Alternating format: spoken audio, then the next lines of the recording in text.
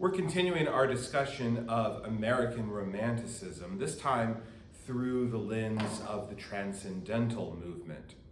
So in our work with Romanticism to this point, we've talked about the broad intellectual overview of the Romantic movement, how the Romantic movement began in Europe and then crossed the Atlantic and came over to the Americas, how the Romantic movement privileged the human emotional side of the spectrum, whereas the Enlightenment emphasized the intellectual side.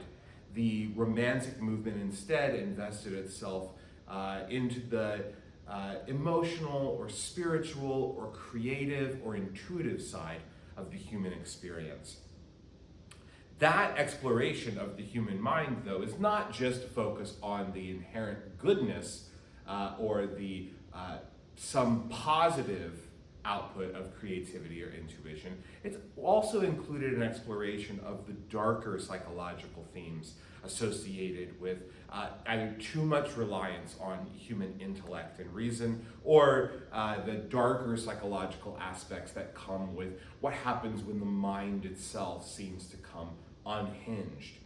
We talked about the role that dark romanticism played within the Romantic movement and how a novel like Moby Dick is a great embodiment of the dark romantic ethos, especially in the character of Ahab.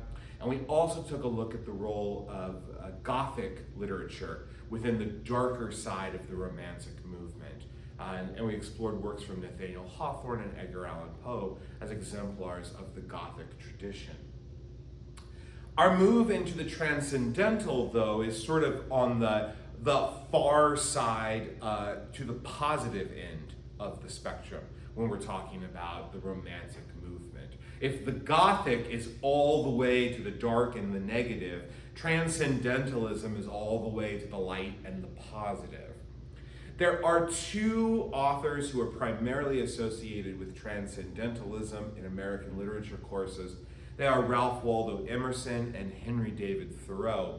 Sometimes Walt Whitman is included in that as well. Our lectures will cover Emerson and Thoreau, and then we will talk about Whitman.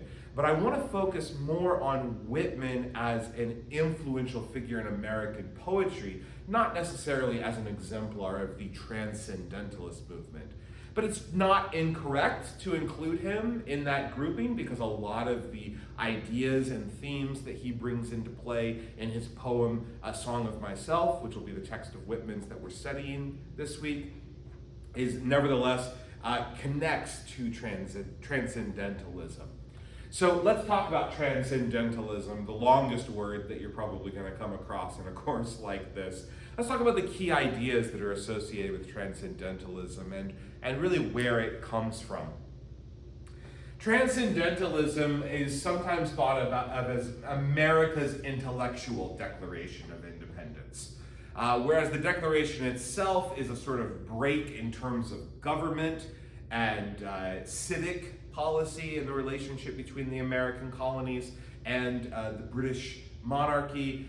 Transcendentalism is seen as a breaking of America's reliance on European ideas. And this is really embodied in the writings of Emerson, who's the primary figure that we'll be talking about in this discussion today. I had asked you to read Self-Reliance, and we will spend most of our time with Self-Reliance, but Emerson has many other highly influential essays encouraging American thinkers and artists and creative types and scholars and academics to fully break from a European past and to embrace the now, to embrace the potential within America. We see this on display in his essay, The Poet. We see it on display in his essay, The American Scholar. And we also see it on display in his book, Nature. So the entirety of Nature is printed in your anthology, and I didn't ask you to read Nature, but it's hard to talk about the role that the Transcendental movement plays in American literature without at least making reference to the opening of nature. Nature is sometimes seen as the Transcendentalist manifesto. Its length makes it prohibitive for us to read in a course like this, but it nevertheless contains a lot of very important ideas. And the opening lines of Nature are among the most famous that Emerson wrote and really capture the spirit of Transcendentalism. On page 161 in your book, which is the Norton Anthology of American Literature, Volume B, 10th edition, Emerson begins the essay on nature with the following. Our age is retrospective. It builds sepulchres of the father. It writes biographies, histories, and criticism. The foregoing generations beheld God and nature face to face. We through their eyes. Why should not we also enjoy an original relation to the universe? Why should not we have a poetry and philosophy of insight and not of tradition, and a religion by revelation to us and not the history of theirs? So you can see what Emerson is getting at here, right? Our age is retrospective. Everyone alive today focuses too much on the past and not enough on originality. We want to experience religion through the eyes of people who had it revealed to them, instead of trying to have something revealed to us. We want to revere the poets of the past and their creativity, but we need to embrace a creativity of poetry in the present. Emerson, Ralph Waldo Emerson, is a highly influential figure in Transcendentalism. And if Transcendentalism is America's intellectual Declaration of Independence, then Ralph Waldo Emerson is its Thomas Jefferson. He's really at the forefront of this movement.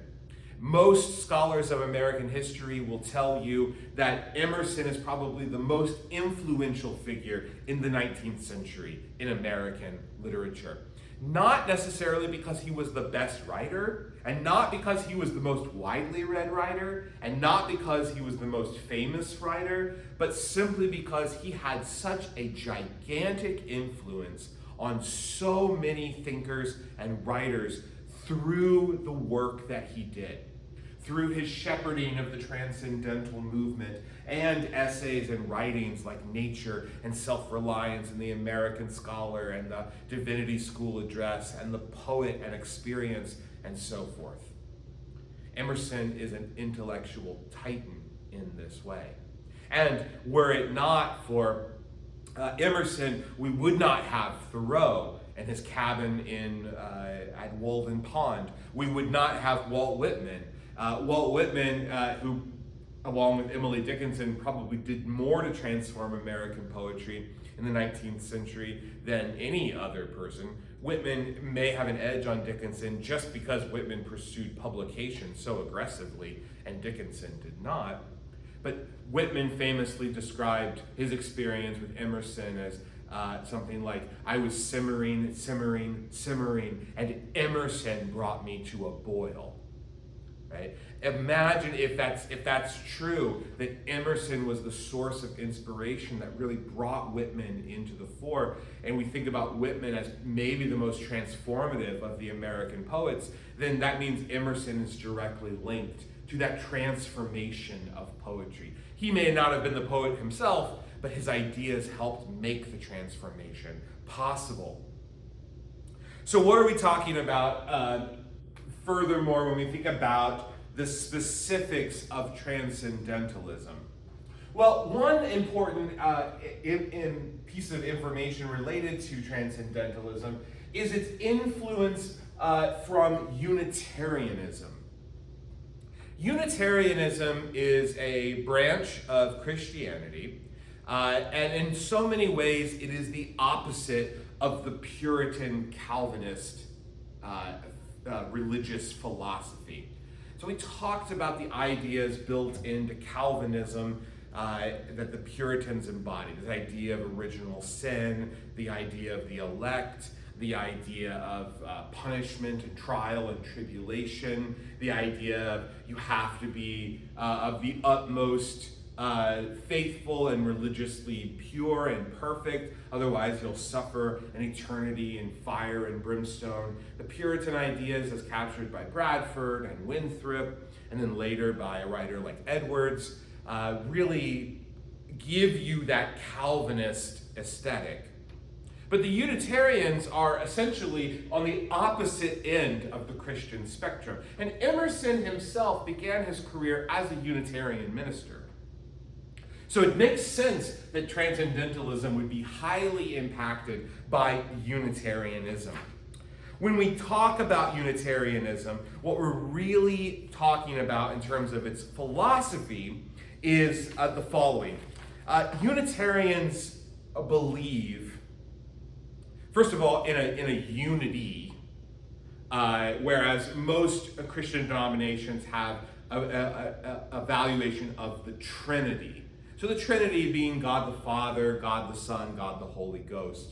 The relationship between the Father, the Son, and the Holy Ghost as captured in a lot of prominent Trinitarian Christian prayers that many of you are undoubtedly familiar with.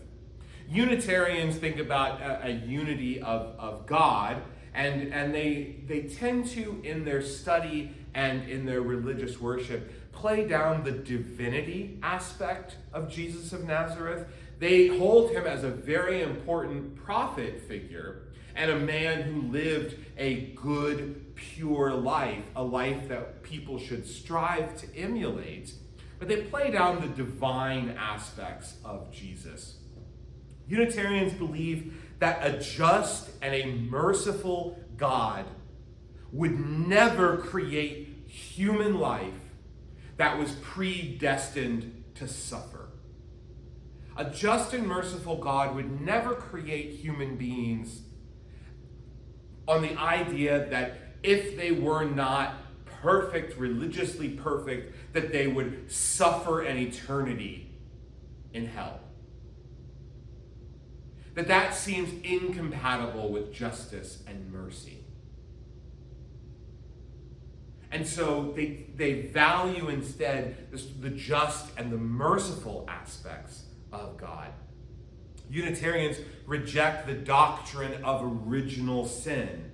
This is the doctrine embraced by the Calvinists that we live in a fallen world.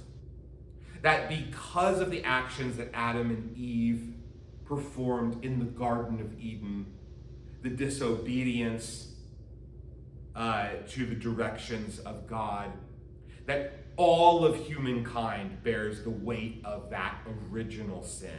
That we are all corrupted because somewhere long ago in the past, someone broke a rule and suffered a consequence, a divine consequence for it. The Unitarians reject that. They value the idea that humans can be inherently good, that we're not born flawed. They also reject the idea that the Bible is an infallible document, that an infallibility means can never be wrong, it is absolutely perfect in every single way, the unerring Word of God. So they reject that idea as well. They take a more skeptical view of Christianity than some in the past. And they tend to emphasize individual morality and individual intuition rather than structured forms of religion. Instead of putting too much of an emphasis on hierarchies and commands from religious figures posted above you, there's more of a being guided by an internal light. And that idea, captured within the Unitarian branch of Christianity, makes a lot of sense when we start reading a text like Self-Reliance. You see where Emerson's coming from, and he's taking that idea, right? Emerson didn't create Unitarianism. His father was a Unitarian minister. He came from a line of Unitarians, and he was not the only Unitarian, right? But he takes these Unitarian ideas and he applies them more broadly to the intellectual and cultural life of all Americans. Transcendentalists embrace nature. Nature is all around us, but nature is also within us. There is an important relationship between humans and nature. Nature has to be appreciated, nature has to be cared for. Nature is full of mysteries and beauty that can be appreciated. That we can look to the natural world and see elements inside the natural world that reflect a divine world. When we get to someone like Whitman in Song of Myself, Whitman puts so much emphasis on the image and the idea of grass in that poem. Not necessarily because grass is amazing, but because for Whitman, even in something as common as grass, he sees the beauty and transcendence of God. So there's an emphasis of nature in the Transcendentalist movement. That inherent goodness of humans is a key aspect for Transcendentalism as well. An emphasis on the personal consciousness, an emphasis on intuition, an emphasis on the individual, and an emphasis on self-reliance. Now, in an essay like Self-Reliance from Emerson, there is a strong inclination toward individualism. But at the time Emerson is writing Self-Reliance, individualism is not actually a word that's in wide circulation. And so the word individualism doesn't appear in Self-Reliance, even though the idea of individualism runs throughout, is deeply infused with Emerson's essay. On our list of characteristics associated with Transcendentalism, I skipped over social reform, but that's because I wanted to use that as a transition to say that the emergence of Transcendentalism in the United States in the 1830s and 1840s, that timing is very important. It's critical because we see movements like Transcendentalism arising in intellectual circles and artistic circles at the same time that we see lots of social reform movements starting to bubble up in the United States at this time. I mentioned in the context on Transcendentalism and reform movements that Emerson is quoted as saying in 1841, "In the history of the world, the doctrine of reform has never had such hope as at the present hour." And that's because this period of time that sort of runs between 1828 and 1860, right on the eve of the Civil War, the period that runs during this time, this approximately 30-year period, is a movement of intense social reform in the United States. Some of the movements have to do around, or some of the ideas have to do around the development of utopian communities. People separating themselves from the sort of the hustle and bustle of an emerging industrial state and trying to get back to a simpler way of living. Some of the reform movements have to do with suffrage. So in the 1820s into the 1830s, we have a more widely expanded universal suffrage to a particular section of Americans, right? White men over the age of 21 are more universally enfranchised to vote. But that's a step in a democratic direction because previously you also had to be a landowner to be eligible to vote. So just the idea of empowering individuals to be able to cast ballots in elections is an important movement that happens at this time. Now, that idea, suffrage of men during this time, that becomes a reality. But an important social movement that happens during this time is the growth of the women's rights movement. The crusade for women's suffrage is really beginning at this time, and that'll be a series of discussions that we have in the coming lectures as we consider marginalized voices in the 19th century and consider specifically people like Elizabeth Cady Stanton and Susan B. Anthony. and the work that they do toward the women's rights movement in the 1840s and 1850s. That will be delayed. The Civil War will play a strong role in delaying that. The abolition of slavery will also play a role in delaying that as well. Of course, women do not gain universal suffrage in the United States until the 20th century, the early 20th century, with the passage of the 19th Amendment to the Constitution. Of course, during this time, the 1828 to 1860 period, we also have increased attention given to the abolition movement, the movement to abolish slavery in the United States. And this is undertaken by activists in the North and the South. And there are also people in the North and the South who do not want to abolish slavery. But we have an intensification of movement during this time, and it's reflected in the literature, and it's reflected in transcendental thinking. The Transcendentalists supported suffrage for women, and they were strongly anti-slavery, with people like Thoreau in particular writing tracts that are explicitly anti-slavery. Someone like Emerson is very anti-slavery on a personal basis, but it tends not to show up in his writing as clearly as it does in the writings of Thoreau, at least in his published writings. In his journal, Emerson had many more stinging rebukes to say about slavery. I want to take a look at Emerson's essay, Self-Reliance, now. And I think we're going to do something a little differently as we consider an essay like Self-Reliance. The essay writing of Emerson and Thoreau, essays are a unique genre of writing at this time. And there are certain literary aspects that are given and infused in the essays. But I think we can see those literary aspects more closely on display in Thoreau than we can in Emerson. And Emerson is a writer who I think is a very important intellectual figure.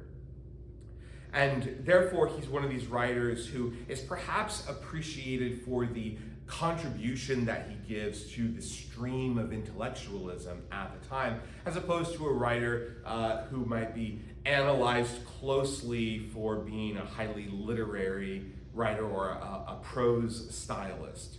Emerson knows how to turn a really good sentence, but I think most people find themselves drawn to Emerson for his ideas and less for the style of writing. I've drawn Emerson's name on the board here with an arrow pointing in a direction, because I think that is really the best way to think about Emerson in the course or in his movements. Emerson wants us to be moving toward a form of intellectual independence, no longer a reliance on the ideas or the approaches to art and to thought as in Europe, but for America to break free and start its own ideas. So he's got this idea on a national level that America itself needs to break free of the old traditions. But he also has this idea on the individual level. And he wants people also to embrace the ideas of individualism and breaking free from traditions or cultural, static cultural values that really no longer seem to be relevant.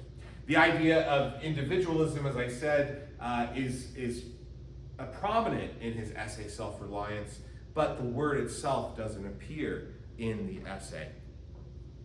So let's take a look at some excerpts from Self-Reliance. And I think taking a look at some of these excerpts from Self-Reliance are really going to give you insight into Emerson's philosophy and the contributions that he makes to American intellectual life. Let's look at the start of Self-Reliance. This is on page 216 in our Norton Anthology. Here's how the text begins. I read the other day some verses written by an eminent painter, which were original and not conventional.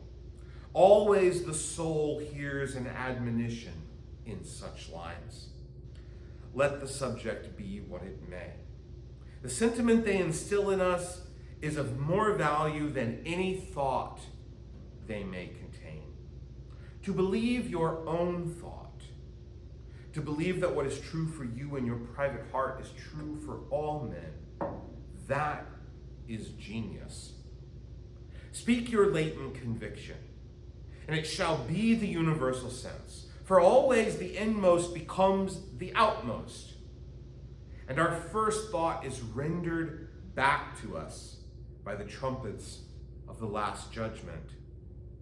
Familiar as the voice of the mind is to each, the highest merit we ascribe to Moses, Plato, and Milton is that they set at naught books and traditions and spoke not what men, but what they thought. So he says we value these thinkers like Moses and Plato and Milton because they didn't speak what the general population thought they should. They spoke what they thought. And that is why they end up being revered. And I think that's why Emerson ends up being revered in time. A man should learn to detect and watch that gleam of light which flashes across his mind from within, more than the luster of the firmament of bards and sages. Yet he dismisses without notice his thought, because it is his. In every work of genius, we recognize our own rejected thoughts. They come back to us with a certain alienated majesty. Great works of art have no more affecting lesson for us than this. They teach us to abide by our spontaneous impression with good-humored inflexibility than most when the whole cry of voices is on the other side. Else, tomorrow a stranger will say with masterly good sense precisely what we have thought and felt all the time, and we shall be forced to take with shame our own opinion from another. What Emerson's talking about in this passage is something that, just for the sake of creating an analogy that might resonate with some of you, I see a lot as a teacher. So as a professor, I'm often serving on committees, or I often go to faculty meetings, or I'm often part of a task force or a council or a senate or something like that. And there's always this idea of who's going to be the person who says, the thing, like the original, the insightful thing. And lots of people don't say things. And then somebody will say them, and they'll be like, I wish I had said that. I had that same thought, but I didn't say it. And as a professor, I see it happening in my classes too. When I'll ask a question and there will be silence in the room, and then finally I'll offer up an idea and somebody will say, that's what I was thinking. But they didn't have the courage to say it. Emerson is saying here that when we don't have the courage of our convictions to say what we think, to rely on our intuition and our thoughts, many of which are very good, then what's going to happen is a stranger is going to say it. And we shall be forced to take with shame our own opinion from another, right? It's the opinion that we had to start with, but we were too scared to say it. So now someone else says it, and now we no longer were the one who could have said it first. He says, we see in every work of genius our own rejected thoughts come back to us. I had that thought, but I didn't really think about that. And then you read something else and you're like, oh, actually, people think that that's a genius thought. That's a sign for Emerson that the mind is capable of genius, and that the impulse to genius is actually a democratic value, that we all have an opportunity to participate in it. But it is, in fact, our fears, he says, of conformity or not conforming, and also our fears of being thought inconsistent that prevent us from saying so many things. On the topic of conformity, he says on page 218, these are the voices which we hear in solitude, but they grow faint and inaudible as we enter into the world. Society everywhere is in conspiracy against the manhood of every one of its members. Society is a joint stock company in which the members agree for the better securing of his bread to each shareholder, to surrender the liberty and culture of the eater. The virtue in most requests is conformity. Self-reliance is its aversion. So he says society profits off of conformity. It benefits from conformity. Because it doesn't benefit from self-reliance, that's part of what makes self-reliance more challenging, but that's also what makes it more important and more valuable. Whoso would be a man must be a nonconformist, Emerson writes. He who would gather immortal palms must not be hindered by the name of goodness, but must explore if it be goodness. Nothing at last is sacred but the integrity of your own mind. Absolve you to yourself, and you shall have the suffrage of the world. And then he shares this anecdote when he was younger and somebody said, well, what if your thoughts are not good? What if your thoughts are not divine or godly? What if the thoughts are evil? What are those impulses, he says, that come from below, not from above? And Emerson responds, they do not seem to me to be such.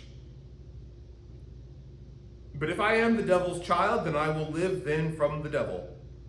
No law can be sacred to me but that of my nature. Good and bad are but names very readily transferable to that or this. The only right is what is after my constitution. The only wrong, what is against it. For Emerson, you can't rely on broad cultural values of what's right and wrong. You have to rely on that idea of intuition. You have to rely on the light from within. Because if you rely exclusively on what cultures say are right or wrong, then you are conforming, and it will be harder to break free from that in the future. He says, I am ashamed to think how easily we capitulate to badges and names, to large societies and dead institutions. On the bottom of page 219, he says, it is easy in the world to live after the world's opinion. It is easy in solitude to live after our own. But the great man is he who in the midst of the crowd keeps with perfect sweetness the independence of solitude. Right? So he says, it's easy when you're in a crowd to go with what the crowd says. It's easy when you're alone to have your own thoughts. But the mark of true greatness is to be in and of the crowd, but to preserve your individual thoughts, to retain them.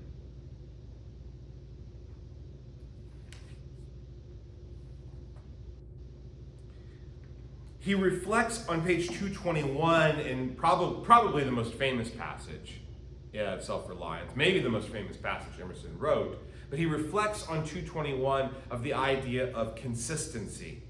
And he says, like, two of the great threats to self-reliance are the social pressures of conformity and the social pressure of consistency. Right? It's one thing to be internally consistent, to have a kind of internal logic to yourself. But it's another thing to have to be consistent with previous versions of yourself that perhaps didn't know what you know now. And this is what he has to say about consistency on the top of page 221. The other terror that scares us from self-trust is our consistency, a reverence for our past act or word, because the eyes of others have no other data for computing our orbit than our past acts, and we are loath to disappoint them. Suppose you should contradict yourself. What then? It seems to be a rule of wisdom never to rely on your memory alone. Scarcely even in acts of pure memory, but bring the past for judgment into the thousand-eyed present and live ever in a new day. Trust your emotion. And this is the line, the famous line from Emerson. A foolish consistency is the hobgoblin of little minds, adored by little statesmen and philosophers and divines. With consistency, a great soul has simply nothing to do. Right? Ah, then, exclaim the aged ladies, you shall be sure to be misunderstood. Misunderstood. It is a right fool's word. Is it so bad, then, to be misunderstood? Pythagoras was misunderstood, and Socrates, and Jesus, and Luther, and Copernicus, and Galileo, and Newton, and every pure and wise spirit that ever took flesh. To be great is to be misunderstood. So Emerson says, free yourself from the impulse, the drive, the cultural pressure for consistency and to be understandable. Free yourself of that. Because that is going to allow you ultimately to get closer to greatness. And sometimes we change our minds, right? I mean, I think changing our minds is one of those strange concepts in our culture that we at once absolutely want everybody to do, but then belittle everybody for doing. We want people to grow. We want people to admit their mistakes. When we get into arguments with people, we want people to see our point of view and change their mind. But if they change their mind to something that we disagree with, well, then we're going to jump on them. Or if they change their mind, but they don't do it fast enough, then we're going to jump on them. Or if they apologize, but they don't apologize well enough, then we're going to jump on them. This is, I think, the last few years has been an incredibly powerful force within American society. I wonder sometimes when I hear of people being belittled on the internet or being belittled in the national media for changing their position on something, right? People are always quick to say that they're only changing their position because it's advantageous to them to do it, right? It's a very cynical view of how people grow and how they change their mind, right?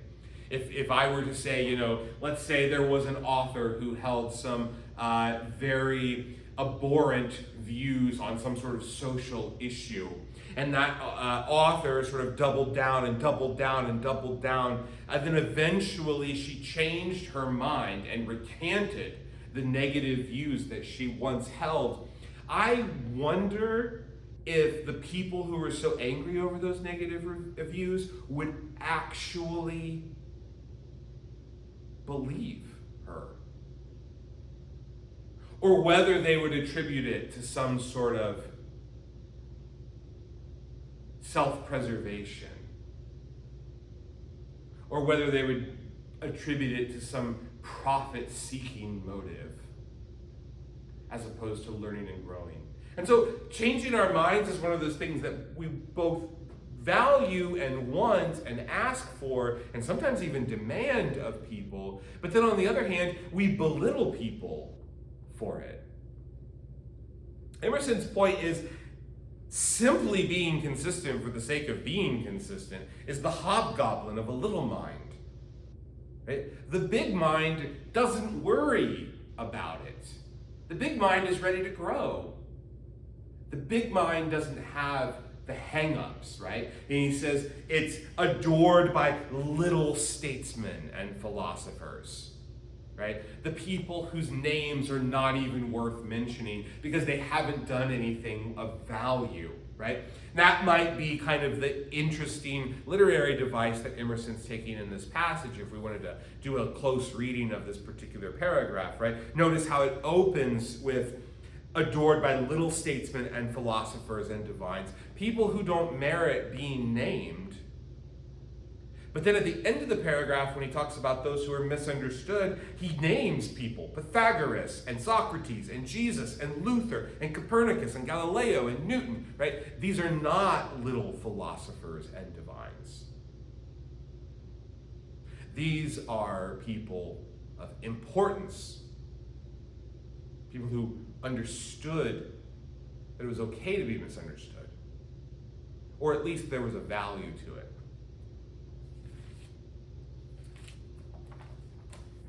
Turn to page, let's say 230, and we'll finish our discussion here of Emerson before we come to time. Emerson has an interesting section, 230 to 231, where he talks about travel. This is part of his idea about breaking free from old traditions and the importance of doing. And travel's not a bad thing for Emerson, but it can't be a replacement for the doing aspect. The soul is no traveler, he says on page 230. The wise man stays home with the soul, and when his necessities, his duties on any occasion call him from the house or into foreign lands, he is at home still, and is not gadding abroad from himself, and shall make men sensible by the expression of his countenance that he goes the missionary of wisdom and virtue, and visits cities and men like a sovereign and not like an interloper or a valet. I have no churlish objection to the circumnavigation of the globe for the purposes of art, of study, and benevolence, so that the man is first domesticated and does not go abroad with the hope of finding something greater than he knows. He who travels to be amused, or to get somewhat which he does not carry, travels away from himself, and grows old even in youth among old things. In Thebes, in Palmyra, his will and mind have become old and dilapidated as they. He carries ruins to ruins. Traveling is a fool's paradise. We owe to our first journeys the discovery that place is nothing. At home, I dream that at Naples, at Rome, I can be intoxicated with beauty and lose my sadness. I pack my trunk, embrace my friends, embark on the sea, and at last wake up in Naples, and there beside me is the stern fact, the sad self, unrelenting, identical, that I fled from. I seek the Vatican and the palaces. I affect to be intoxicated with sights and suggestions, but I am not intoxicated. My giant goes with me wherever I go. But the rage of traveling is itself only a symptom of a deeper unsoundness affecting the whole intellectual action. The intellect is vagabond, and the universal system of education fosters restlessness. Our minds travel when our bodies are forced to stay home. We imitate. And what is imitation but the traveling of the mind? Our houses are built with foreign taste. Our shelves are garnished with foreign ornaments. Our opinions, our tastes, our whole minds learn and follow the past and the distant as the eyes of a maid follow her mistress. The soul created the arts wherever they have flourished. It was in his own mind that the artist sought his model. And then he says at the top of page 231, if the American artist will study with hope and love the precise thing to be done by him, considering the climate, the soil, the length of the day, the wants of the people, the habit and form of the government. He will create a house in which all these will find themselves fitted, and taste and sentiment will be satisfied also. Insist on yourself. Never imitate. Your own gift you can present every moment with the cumulative force of a whole life's cultivation. But of the adopted talent of another, you have only an extemporaneous half possession. And I love this line that he offers about halfway down the page. Shakespeare will never be made by the study of Shakespeare. Do that which is assigned thee, and thou canst not hope too much or dare too much. In short, Emerson compares the imitation of the mind to the idea that if I travel, I will become someone else. Right?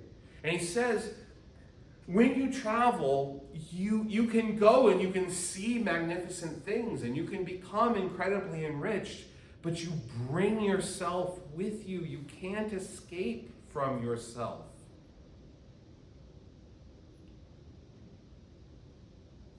Likewise with imitation. If you read the works of others and you study them closely and you imitate them, and you do not be creative yourself, you live your life in imitation, Shakespeare will never come from the study of Shakespeare, right? You have to go out and write. You have to go out and be the artist. That is what is going to lead to the next Shakespeare. Shakespeare didn't have Shakespeare to study. Now, Shakespeare did have other people to study, right? But he did his own thing. He did a new thing. We can't live our lives imitating everybody else. We got to break free from them. Because imitation, Emerson says, is just travel of the mind, right? I'm going to travel over here and I'm going to try to be a different person by imitating, but that's never going to happen. Just as going and packing up and going to see another part of the world. It can be fun, it can be enriching, it can be interesting, but you're never going to become a different person just from traveling. You're never going to leave behind who you are. And there's always a you have to go home to. That's an important lesson to think about and remember. So, in short, Emerson is a forward-looking thinker. And he wants to move us forward. He wants to be going in that direction. There's new things to do. Do not look to the past. Look to the future. Go, go, go. In our next discussion, when we turn to Henry David Thoreau, I think Emerson wants to go forward. But as we'll see when we turn to Thoreau, I think the better direction to describe what Thoreau wants us to do is to go down, to drill deep. And that is where we will find what we need to find.